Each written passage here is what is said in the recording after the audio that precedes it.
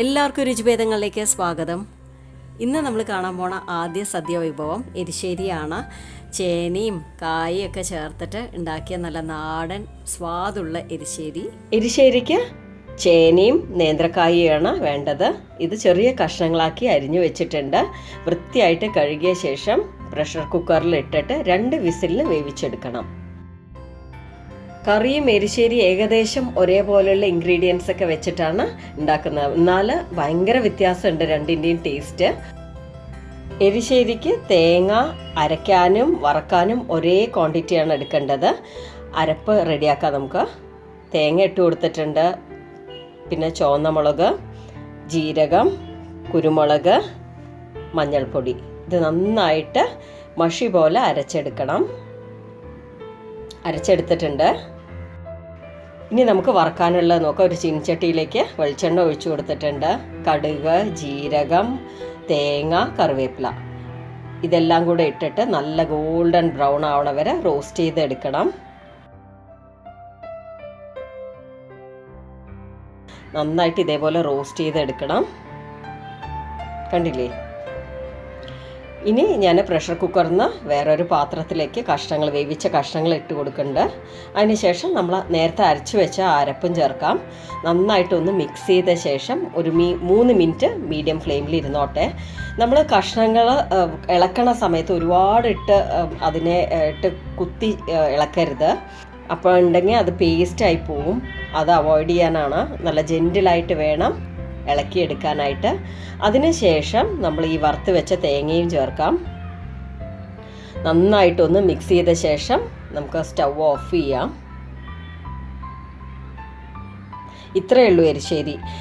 അടുത്ത സദ്യ വിഭവം കൂട്ടുകറിയാണ്. ചേന, കുമ്പളങ്ങ, കടലപ്പരിപ്പൊക്കെ ചേർത്തിട്ടുള്ള നല്ല സ്വാദുള്ള കൂട്ടുകറി.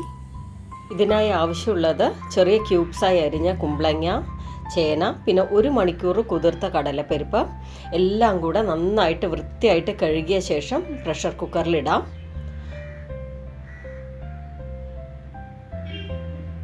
കുറച്ച് ഉപ്പിട്ട് കൊടുക്കുന്നുണ്ട്. അതിനുശേഷം കുറച്ച് വെള്ളം ഒഴിച്ചിട്ട് 2 വിസിലിന് പ്രഷർ കുക്ക് ചെയ്തെടുക്കാം.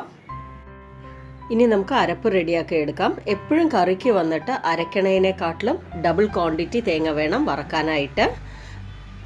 അരപ്പ് റെഡിയാക്കാം. ഒരു മിക്സി ജാറിലേക്ക് തേങ്ങ ഇട്ട് കൊടുത്തിട്ടുണ്ട്. കുരുമുളക്, ജീരകം,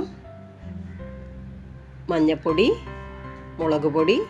മഞ്ഞൾപ്പൊടി, മുളക് പൊടി നിങ്ങൾക്ക് വേണമെങ്കിൽ വേവിക്കണ സമയത്ത് തന്നെ ഇട്ട് കൊടുക്കാവുന്നതാണ്. നല്ല മഷി പോലെ അരച്ചെടുത്തിട്ടുണ്ട്. ഇനി വറക്കാനുള്ളത് നോക്കാം. ഒരു ചീനച്ചട്ടിയിലേക്ക് വെളിച്ചെണ്ണ ഒഴിച്ചിട്ടുണ്ട്. കടുക്, ഉഴുന്നുപരിപ്പ്, ജീരകം, കറിവേപ്പില, തേങ്ങ എല്ലാം കൂടെ നല്ല ഗോൾഡൻ ബ്രൗൺ ആവണ വരെ വറുത്തെടുക്കണം. എപ്പോഴും കറിക്ക് കറക്റ്റായിട്ടുള്ള കളർ കിട്ടണമെങ്കിൽ നല്ല ഗോൾഡൻ ബ്രൗൺ ആയിട്ട് തന്നെ വറുത്തെടുക്കണം. കറി ഉണ്ടാക്കുമ്പോൾ നമ്മൾ മെയിനായിട്ട് ശ്രദ്ധിക്കേണ്ടത് ഈ തേങ്ങയുടെ അളവാണ്. അരക്കണേൻ്റെ അളവും വറക്കണേൻ്റെ അളവും പിന്നെ നമ്മൾ വറുത്തെടുക്കുന്ന ആ കളറുമാണ് മെയിനായിട്ട് കറിക്ക് നമ്മൾ നോക്കേണ്ടത്. ഇതാ കണ്ടില്ലേ? ഇതേപോലെ നന്നായിട്ട് വറുത്തെടുക്കണം. ഞാൻ വേവിച്ച പച്ചക്കറികൾ ഒരു പാനിലോട്ട് മാറ്റിയിട്ടുണ്ട്. നമുക്കതിലേക്ക് അരപ്പും ചേർക്കാം. നന്നായിട്ട് മിക്സ് ചെയ്യണം. മിക്സ് ചെയ്യണ സമയത്ത് നമ്മുടെ ഈ വേവിച്ച കഷ്ണങ്ങൾ ഒരുപാട് പേസ്റ്റ് പോലെ ആവരുത്.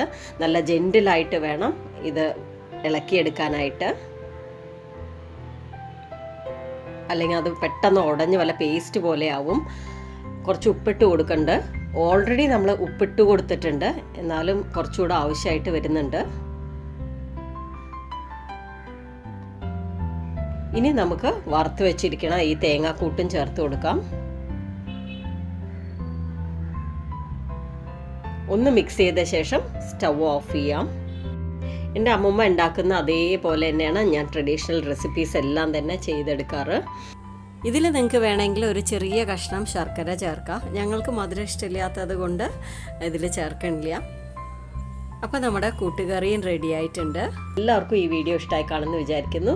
ഇഷ്ടമായിട്ടുണ്ടെങ്കിൽ ലൈക്ക് ചെയ്യുക, ഷെയർ ചെയ്യുക, സബ്സ്ക്രൈബ് ചെയ്യുക. Thank you all.